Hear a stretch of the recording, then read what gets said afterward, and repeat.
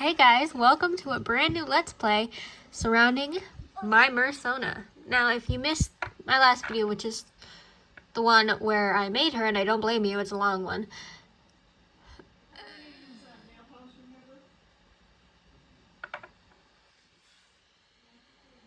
So,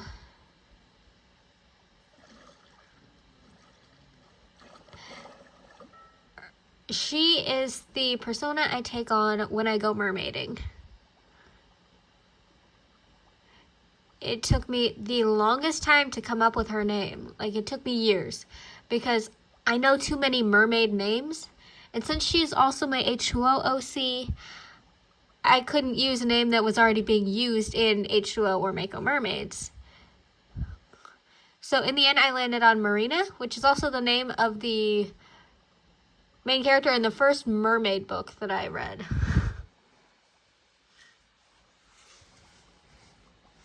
It was a book called Between the Land and Sea, and it was about this girl named Marina who moved to a small town in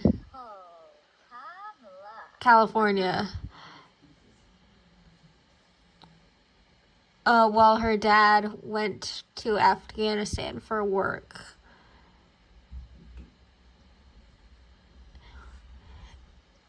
And she moved in with her aunt and cousin, and that's when she figured out that she was half mermaid.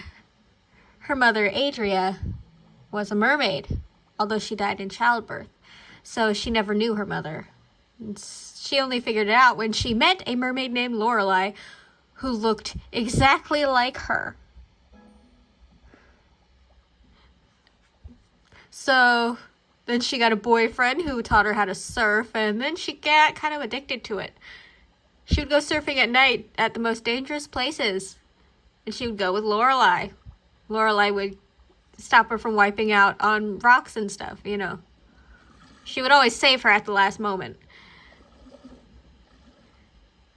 It drove her boyfriend Ethan crazy, because he was always worried about her. But Lorelei would never hurt her. She was just a little naive. And that's the thing about the mermaids, is their brains aren't the same as humans. So she had a very short attention span.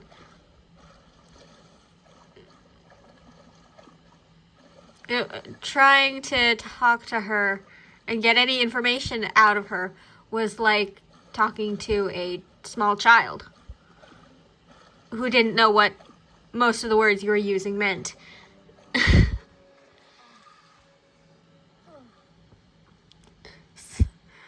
So anyway, that's where the name came from. And then her last name, Fisher, that's just kind of my go-to with mermaid last names, because I'm not good at coming up with last names for mermaids.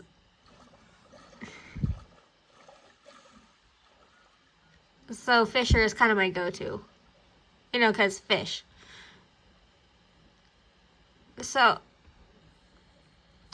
let's send her home.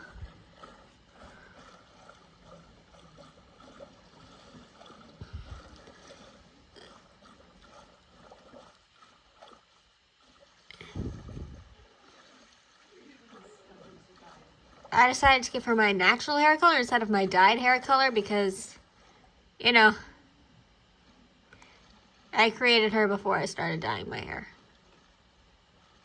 Well, I started creating her before I started dyeing my hair.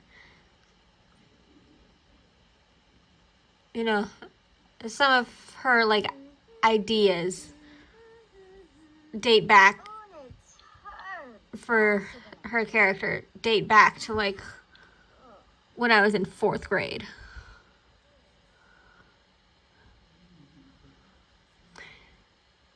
So yeah, she was a watcher for the pod, so she would like watch the reef, and if a human got a little too close to a mermaid's location, she would send the sharks to scare the human away. It's actually what happened with Zane. That one time he tried to break his father's windsurfing record. he got a little too close to Ricky's location, so Marina sent sharks to go scare him away from that area where she was.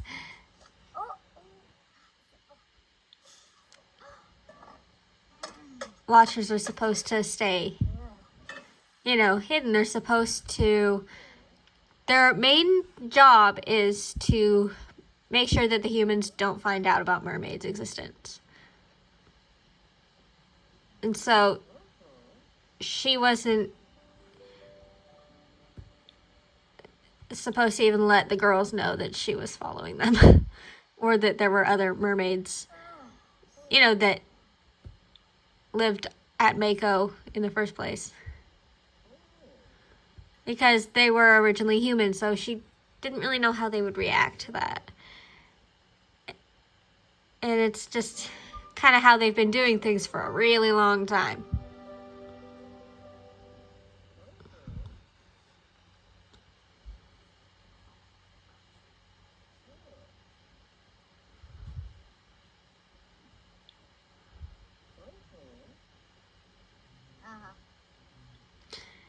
So, yeah, she kind of started liking living on land while she was keeping an eye on the girls. Yeah, she wanted to interfere and, get to know them, as their friend and, help them, but the pod wouldn't let her do that. And then eventually when Zach came along and the pod left, she decided to stay behind because, it's her job as a watcher to keep the mermaids a secret. And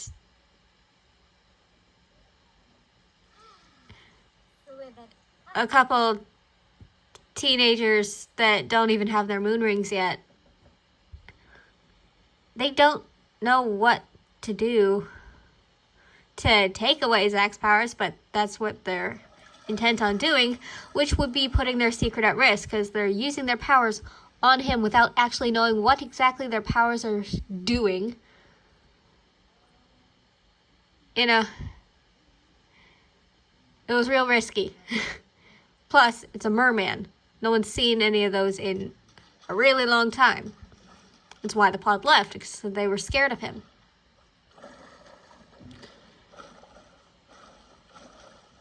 And so she stayed behind to keep an eye on them.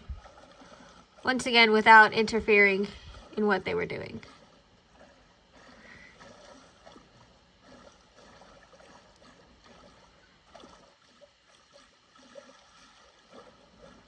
Although that part was just out of habit.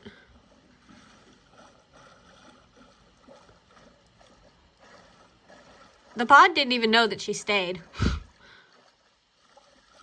She was real good at keeping herself hidden even from her own pod. So they didn't even know that she stayed.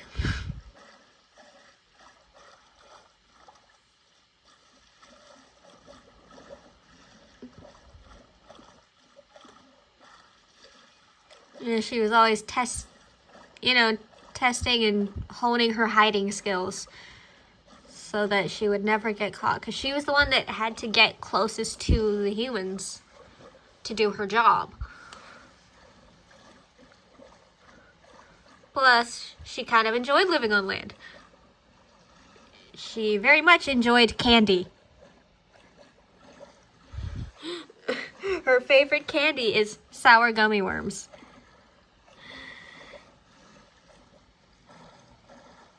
And so she's decided,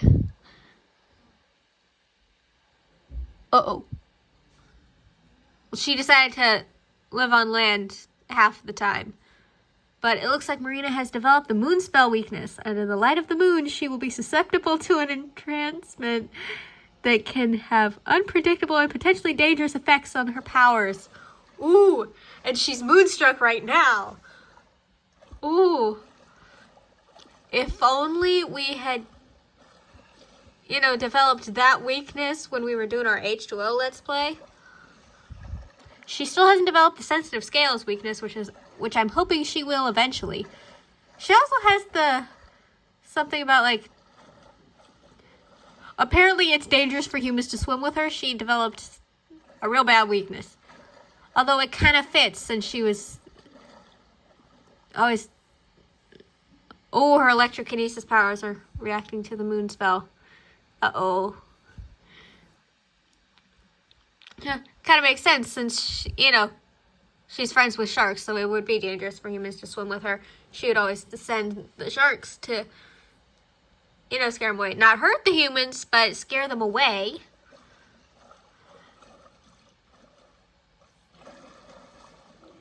Whenever they got too close to the pod, or any mermaid's location for that matter. Ugh, why is Tom still here? No one's even in the house. There's nothing to see. Their AI just does not make any sense.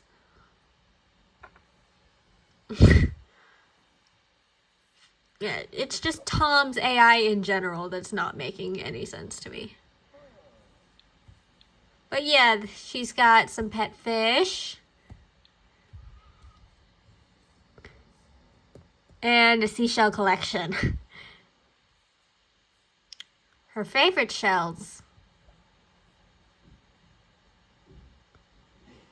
Oh, the moon is calling to Marina, telling her to go to the sea. It's where she belongs. Oh, and they're playing background music from H2O. That's awesome. I love this mod. I love it so much. Okay.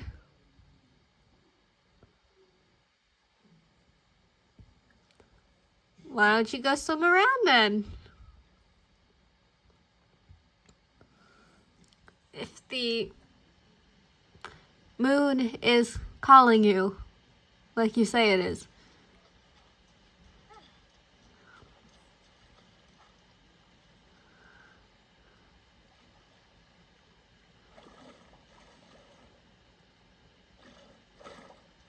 Maybe I should change her swimwear into, like, some normal clothes. Because, she never really put on bathing suits as a mermaid. She kind of just dives in the water and grows a tail.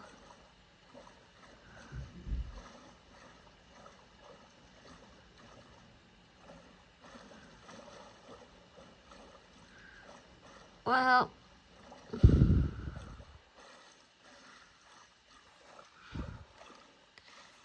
We're under the moon spell. Really, she should have learned how to push through it by now. She's got a bunch of powers and stuff. I played with her a lot before, starting this Let's Play. Mostly to get all the shells and fish for the fish tank. Getting fish for the fish tank took a really long time because she kept catching fish that would not realistically be in a fish tank, like groupers and mahi-mahi.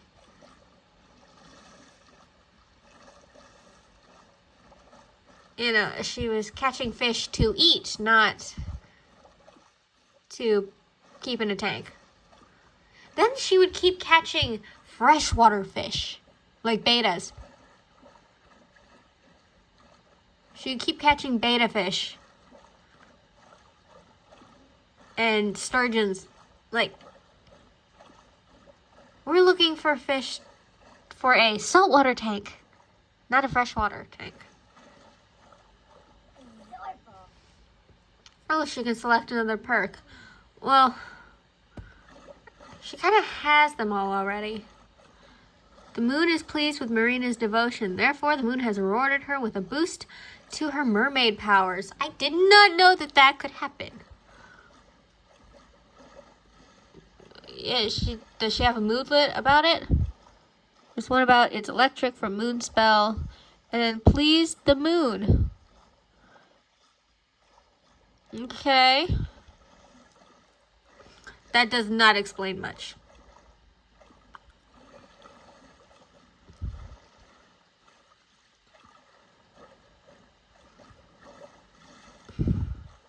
So her powers are gonna be like stronger now or something? Okay, looks like we can select a new perk.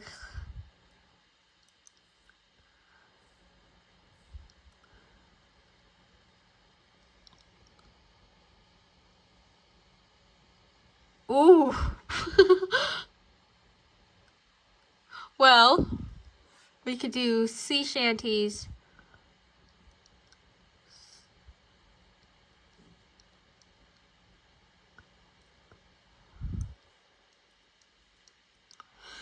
She would prefer to sleep underwater, gaining energy at a higher rate and also increasing her fun need a bit. Then there's extended dice, collect as much kelp as you want. H2O efficient. Grant superior water retention and bladder control.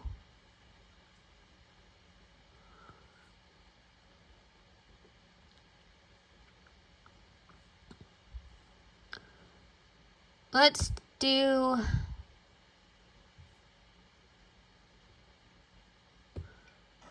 Honestly, I think that might be fun.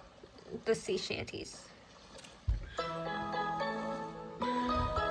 Marina has learned some sea shanties. It's no secret that mer people have superb voices, but these new melodies have special power. Okay.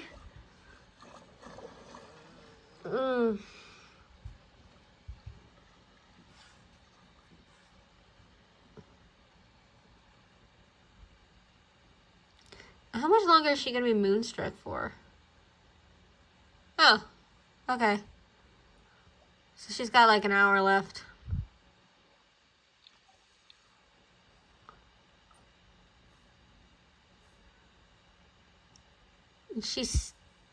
Her electrokinesis powers are still a little out of whack.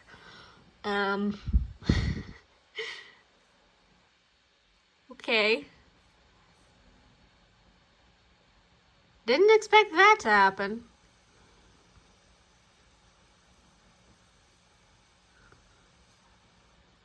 It's not even a full moon. How is she moonstruck?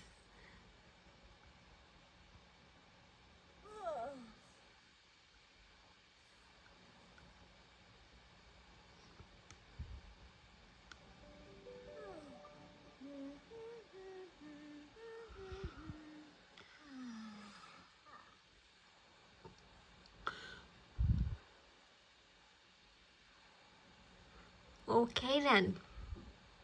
Yes.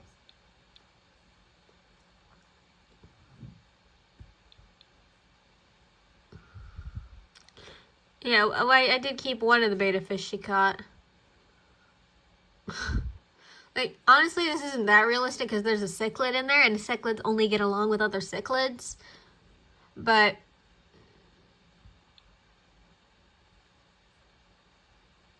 you know, at least those are all saltwater fish that would realistically be in a fish tank.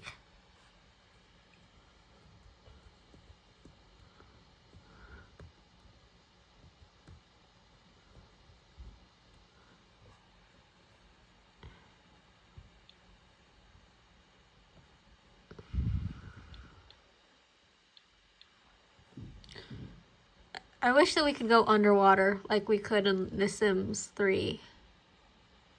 In The Sims 2, I think we could do that as well. I never actually played those games, but I've seen other people play them here on YouTube. And it looked like fun going underwater. And she's talking to the fish.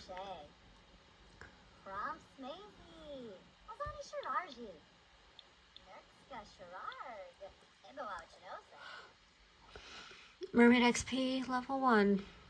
Alright. You know what? I think this is like pretty much exactly how I would decorate a beach house if I had one. Although I might use a bit more pink. But still, I would put like different shades of blues and greens everywhere, and seashells on every available surface.